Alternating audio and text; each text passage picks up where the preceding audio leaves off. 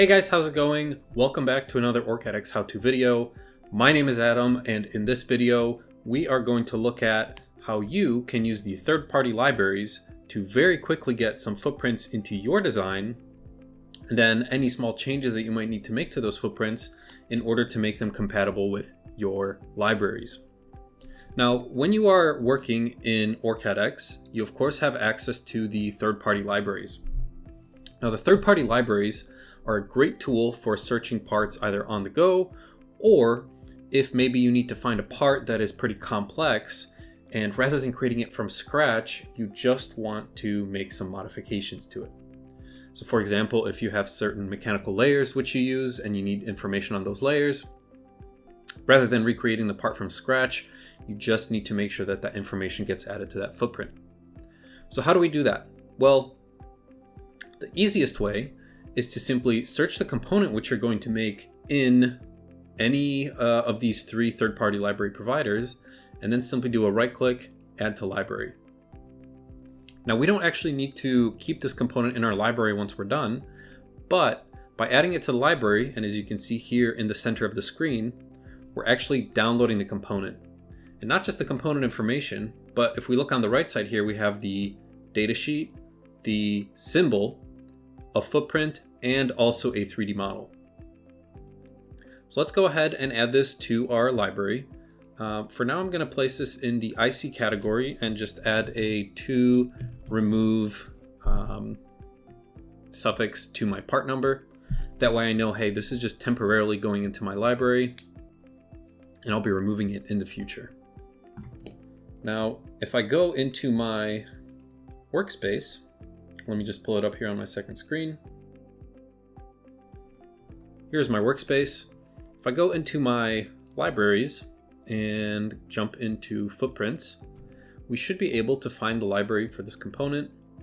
Now, if you're not exactly sure which DRA file to look for, let's navigate into our library here.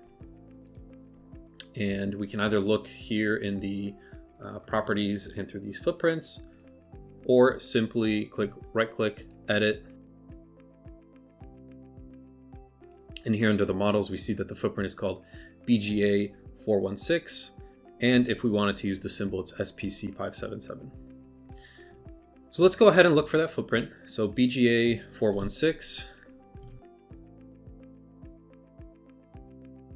All right, so when we're looking in our footprints folder, there's a downloads subfolder.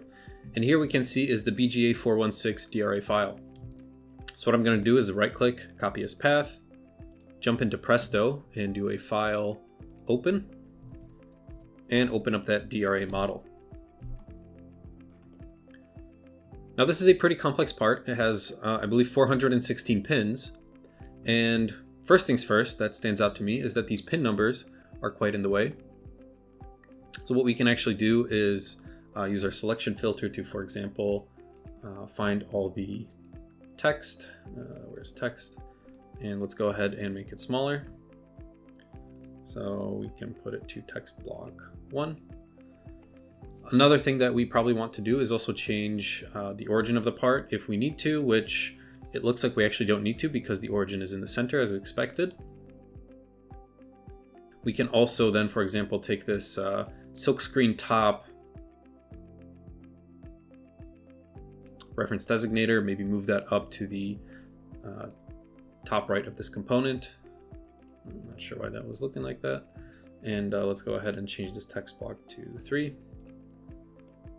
And let's just double check to see if we have all the layers that we need. So for example, I would expect a DFA bound top, which we don't see, a place bound top, which is there, and an assembly top, which is also there. So let's go ahead and add this DFA bound top. Let's go ahead and draw it from scratch. So we're going to create a rectangle, and it's going to be on the components, place bound top. Sorry, it's going to be on the DFA bound top. We can just go ahead and trace this already existing rectangle that we have here, and we're good to go.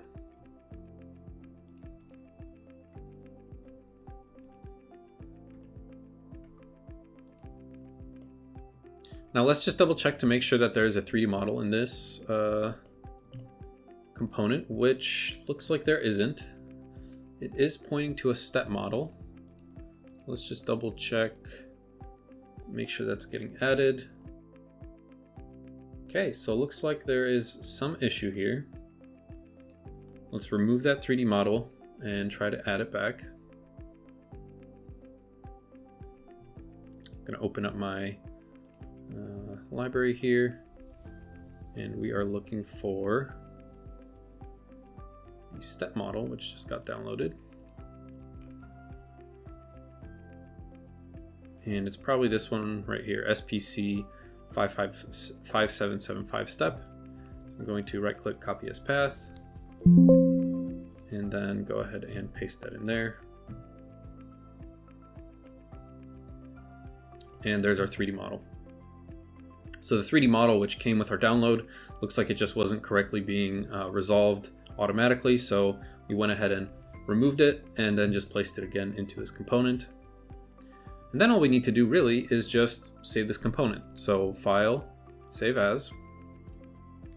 Now, you can either keep this in downloads because it's a downloaded component, or once you go through the trouble of having the component downloaded, making the necessary changes to it, you can go ahead and actually save it in your regular footprints library, which I'm going to do right now.